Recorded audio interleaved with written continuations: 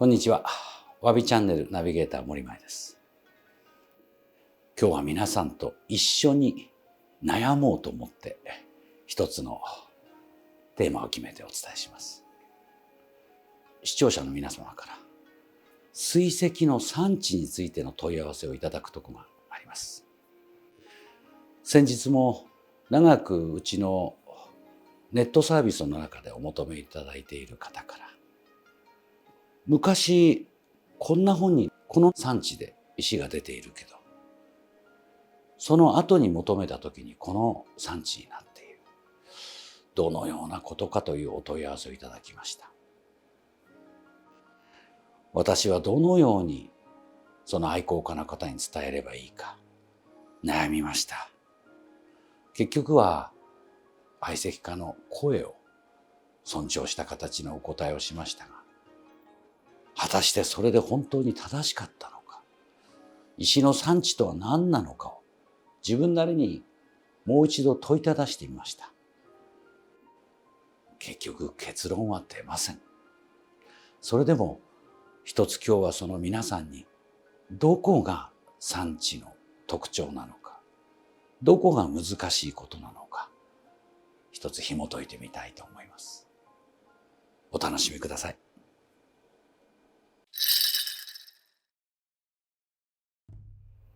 ご覧いただいている石は、京都琵琶湖に注ぐ世田川石。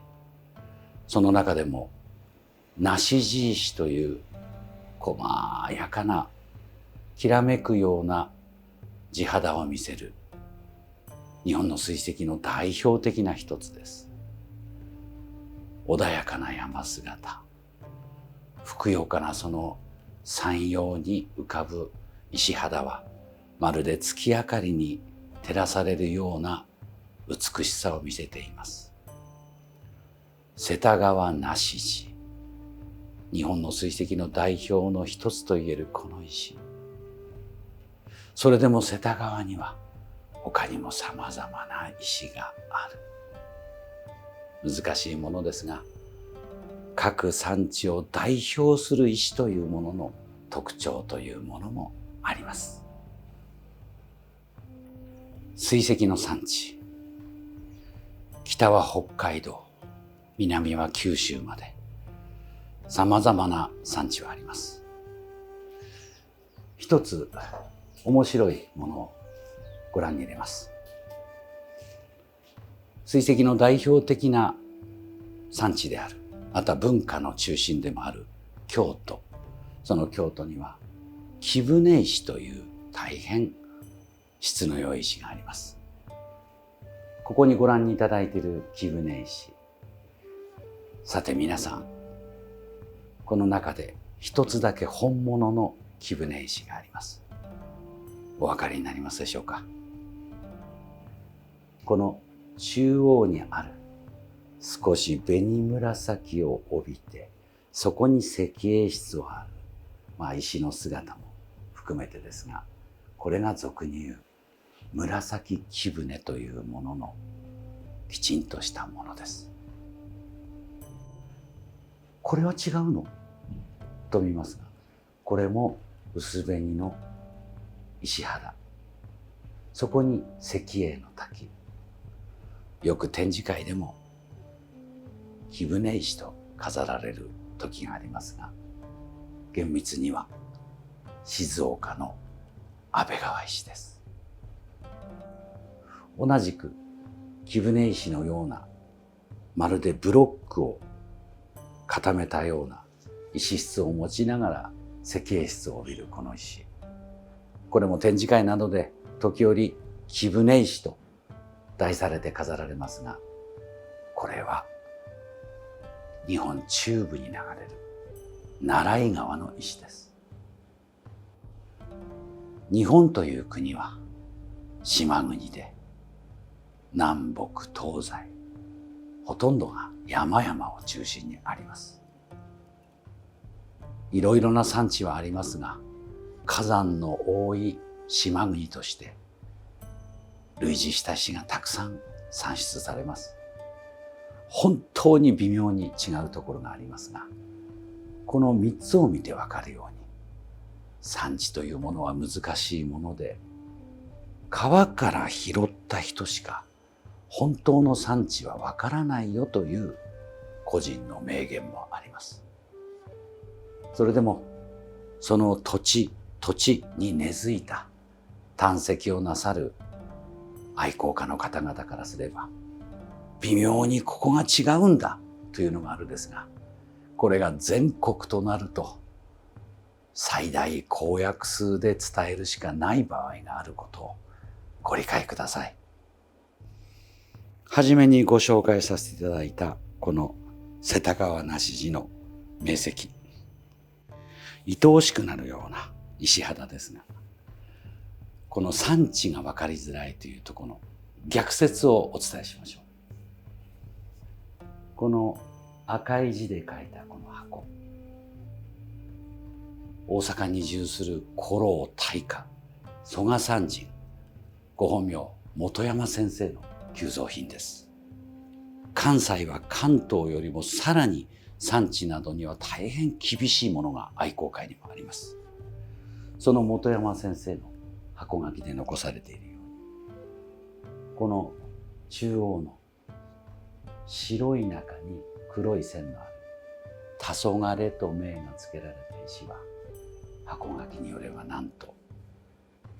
この梨地と同じ世田川石とあります。恐縮ですが、私がもし水石店でこれを産地不詳と見れば、世田川石であるということでは全くわからないと思います。こちらも本山先生の石、このスパンと切れたマグロの天土刃、どこから見ても最大公約数で言えば那智のマグロ、それとも時折多摩川の石にもこのようなものがありますが、なんと箱書きには鴨川マグロ石とあります。そしてこの小さい石、穏やかな山姿の川連れのすだち、これはなんと先ほどご紹介した貴船石であるそうです。この本来水石界で大変特徴的と言われる代表的な産地の一室ではないものというものはあり、意外とそういう形で残されているものは間違いなくその産地であることが多いんです。なぜかといえば、流通を考えればいかにもその産地の特徴だというものの方のが大変市場で価値が安定するんですね。これを世田川、これを鴨と言っても普通の人は首をかしげます。それだけに一つの産地の中でも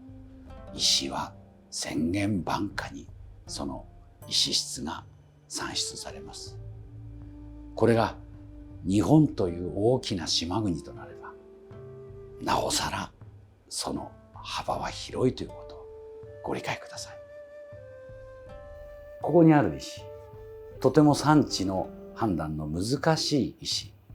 って思う部分もあります。例えばこちらの石、石の質、姿などから鴨川か貴船かなと思いますが、これは揖斐川だそうです。一時鴨川と称されていましたが、揖斐川であることが分かった石です。真ん中の天だまりの石、私などでも静岡の安倍川の馬蹄石かなと思いますが、なんとこれは本山先生が取った鴨川の石です。そして奥の石、貴船かな、なんだろう、安倍川にしては色がいいな。なんとこれは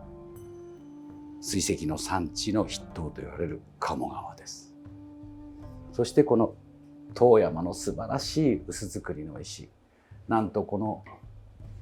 の薄さで底面まで産造りのこの石、これはなんと茨城県の久慈川の石です。鴨川でも通る石、あえて金額が安めの久慈川ということはするわけがありません。このマグロ、世田川かな、鴨川かな、それとも四国の四万十川かなというほどの吸い込む黒がありますが、これはベトナムの石です。世界は水石でつながっていますね。手前にあるやや青黒を帯びた力強い石、鴨川かなとお思いでしょうが、石の重さ硬さからこれは北海道の幸太郎石です。錆がれた薄紅をはらんで、これこそは貴船だなとお思いでしょうが、なんとこれも揖斐川の石です。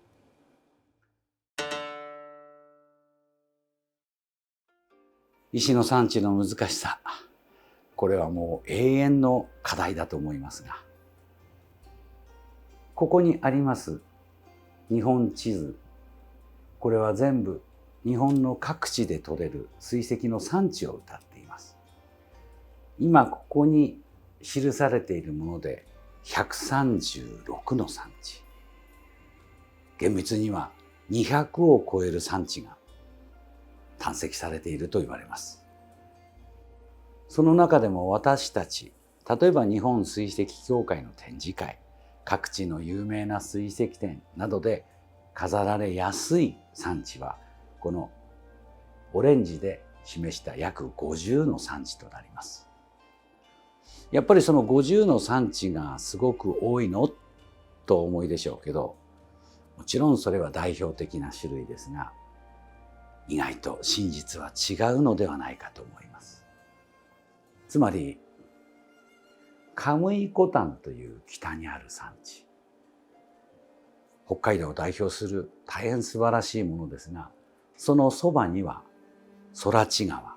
石狩川、そして猿川というものがあります。残念ながらほぼ私どもが見るとその石質は似ていて、北海道の愛好家たちはその微妙な差まで読み取られるでしょう。ただ私たち中央に来ると、カムイコタンに代表される一つの流れとして、中央に来て飾られる時に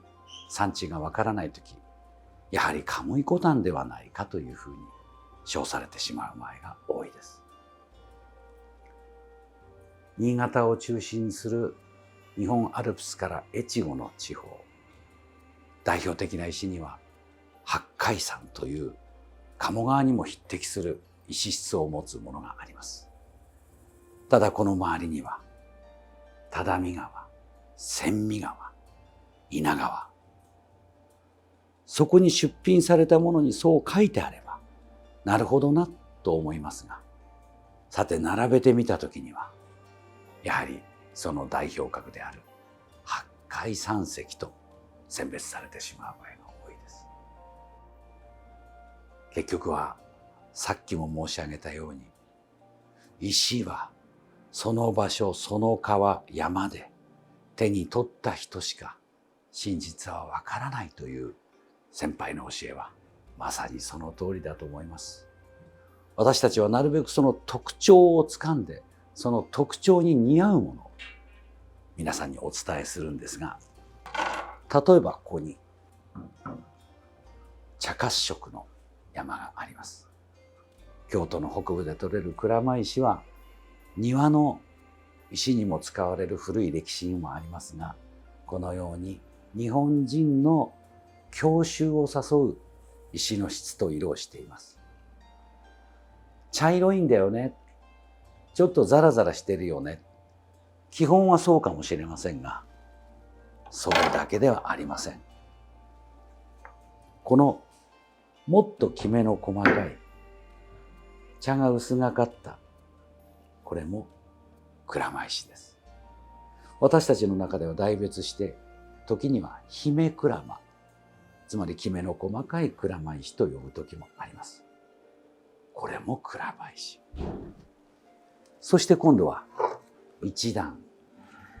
レベルの高いもので、この両側が探石をされて30年から40年とすれば、この今ここに置いたこの石は人が手に取って100年を多分超えているだろうという川連れの石です。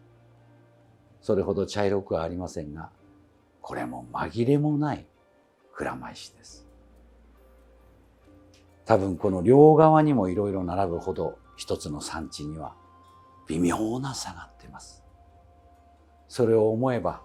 この日本列島に産する各地の石に、その枝葉のように広がるものはどれほどあるでしょう。私たちはそういうものも含めて皆さんに多分これだと思う、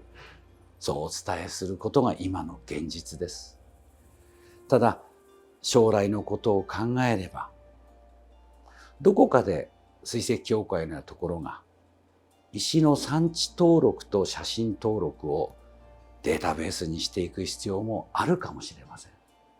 そのようなことを、この産地の難しさを思えば思うほど考える今です。